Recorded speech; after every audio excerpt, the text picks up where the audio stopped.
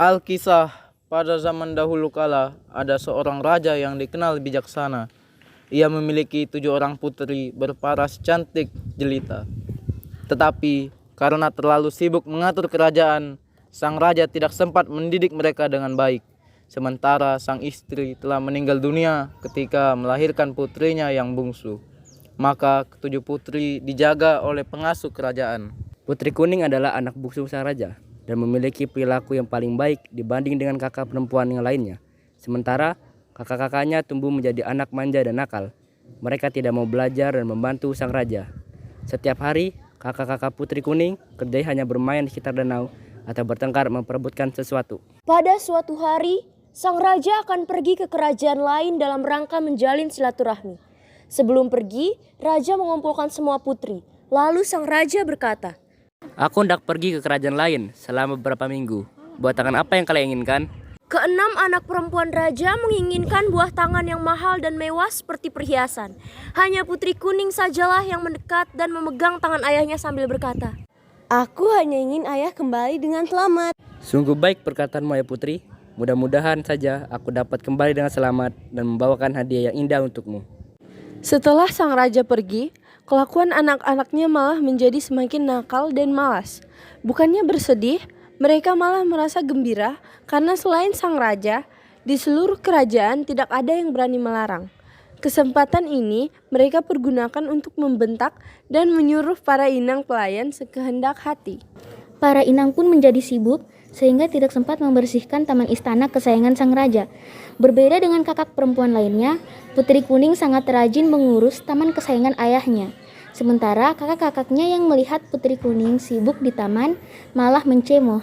Lihat, tampaknya kita memiliki pelayan baru. Hei pelayan, kami masih melihat banyak kotoran di sini, ujar salah seorang kakaknya sambil melemparkan sampah ke arah taman. Akhirnya, sang raja pulang. Namun, hanya Putri Kuning yang menyambut raja dengan perasaan gembira. Walaupun tidak meminta oleh-oleh, sang raja tetap memberikan kalung batu hijau yang cantik untuk Putri Kuning.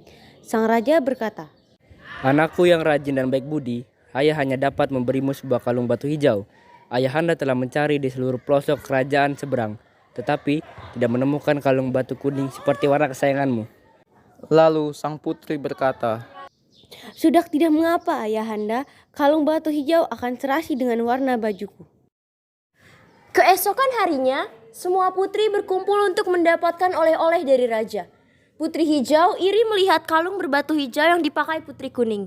Putri Hijau berkata, Wahai adikku, seharusnya kalung itu milikku karena berwarna hijau. Kenapa sampai ada di lehermu?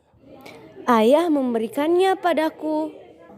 Tidak tinggal diam, Putri Hijau mengadu ke kakak perempuan lainnya sambil berkata, Kalung hijau yang dipakai si Putri Kuning sebenarnya milikku, tetapi dia mengambilnya dari saku ayah. mendengar hasutan Putri Hijau, saudari-saudarinya menjadi panas hati. Mereka kemudian bersepakat untuk merampas kalung itu dari tangan Putri Kuning. Keenam adik-beradik tersebut lalu bersama-sama menemui Putri Kuning. Setelah bertemu, mereka memaksa Putri Kuning untuk menyerahkan kalungnya. Tentu saja ia menolak dan akhirnya terjadilah perkelahian sengit hingga kepalanya terkena pukulan dan meninggal saat itu juga. Lalu Putri Ungu berkata, dia meninggal. Kita harus menutupi kejadian ini. Kalau begitu kita harus cepat menguburkannya, agar ayahanda dan seisi istana tidak mengetahui kejadian ini. Lalu kena putri menguburkan Putri Kuning beserta dan kalung hijau dengan sangat rapi agar tidak terlihat oleh siapapun. Raja merasa heran karena tak pernah melihat Putri Kuning beberapa hari terakhir. Sang raja akhirnya memerintahkan semua penjaga dan pelayan untuk mencari Putri Kuning. Namun hasil nihil. Raja dan para nelayan tidak menemukan kepergian Putri Kuning. sang raja merasa sedih dan menyesal karena tidak mampu mendidik putri-putrinya dengan benar. Hingga ia memerintahkan semua putri untuk pergi ke negeri seberang agar bisa belajar memperbaiki perilaku mereka. Beberapa minggu setelah para putri raja belajar di negeri seberang, tumbuhlah sebuah tanaman di atas kubur Putri Kuning. Lalu sang raja berkata, Tanaman apakah itu? Batangnya bagaikan jubah Putri Kuning, daunnya bulat berkilau bagai kalung batu hijau. Sementara bunganya putih kekuningan dan berbau sangat wangi. Tanaman ini mengingatkanku pada Putri Kuning. Sejak saat itulah bunga tersebut diberi nama bunga kemuning karena mengingatkan raja pada putri kuning. Dan sama seperti putri kuning, bunga kemuning memiliki banyak kebaikan. Bunganya dapat digunakan untuk mengharumkan rambut, batangnya dapat dipakai untuk membuat kotak-kotak indah, dan kulit kayunya dapat ditumbuk untuk dijadikan bedak penghalus.